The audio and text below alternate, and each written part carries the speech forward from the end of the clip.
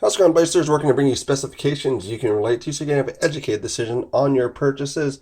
What does that mean? So you can get different things like hand sizing charts. You can get different measurements as far as the degree of ramp.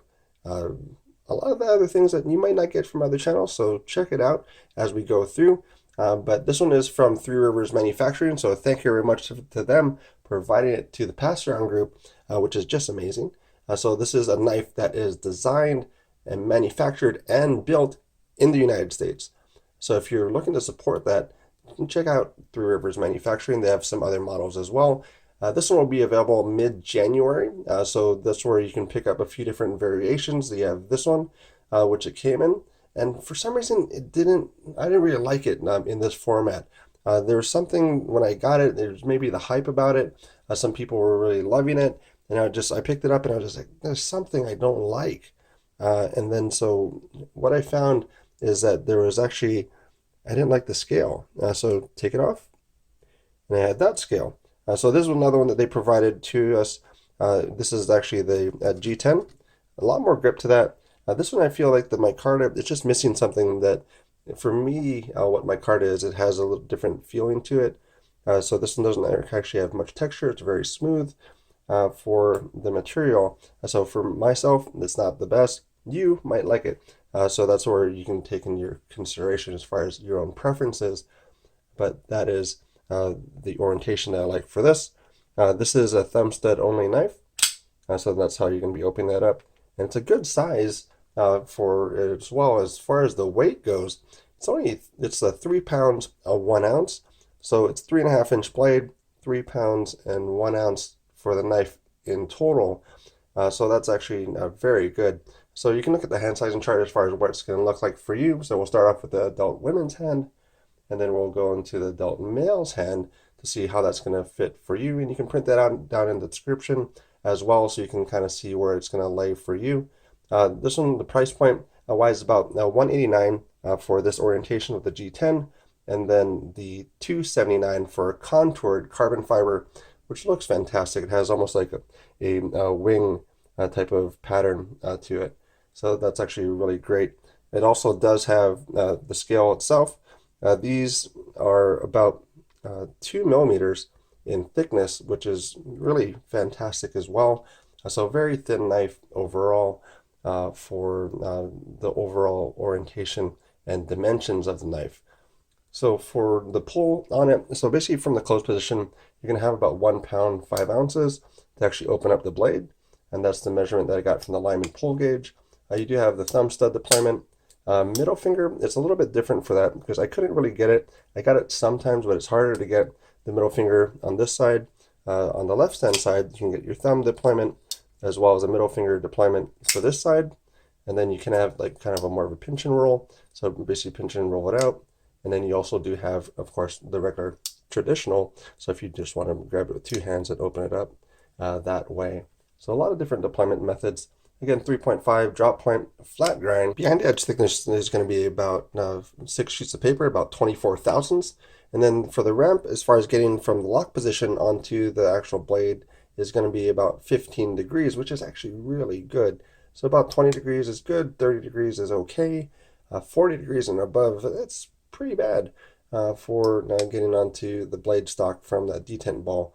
Blade stock itself, I measured at 2.28 millimeters, which is really thin in comparison to a lot of knives out there. And then it just does have one way to actually carry it, so that's going to be the right hand tip up.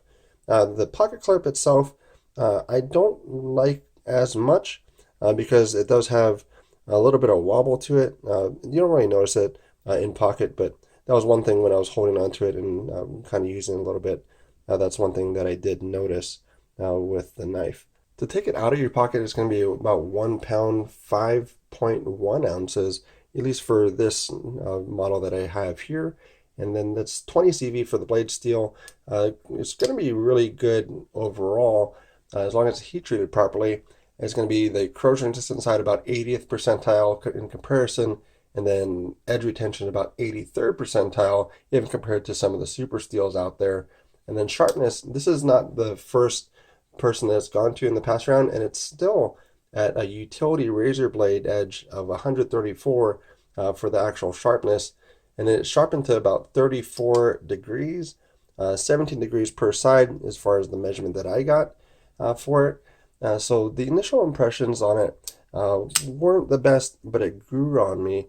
So that's where, in looking at different knives out there, you do have this one here, and then also one that is kind of getting the same type of praise is going to be right here for the North Arms Skaha 2.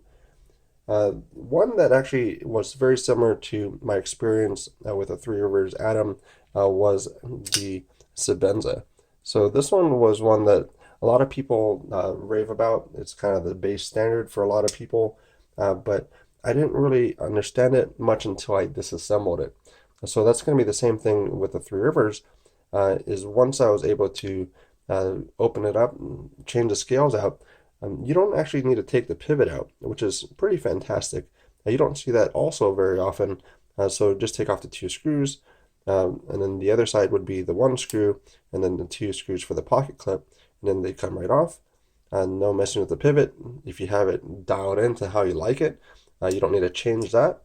So that is an engineering thing that is just fantastic about this knife. And then also looking at if you have a Rat 2 as far as that size in comparison there. But it is definitely, after the time, I would say buy. When I first got in, I would say it would be borrow because I wasn't too keen on it. But after having some time with it, I would say this is one that would be one to pick up. And if you're saying, well, that's too expensive for a knife of $189 to $280, kind of go through your knife collection. And if you have some knives that you just have sitting around collecting dust, and this is what you're really looking for as far as a knife, not this one possibly, but well, if you like this one, you can make that one up.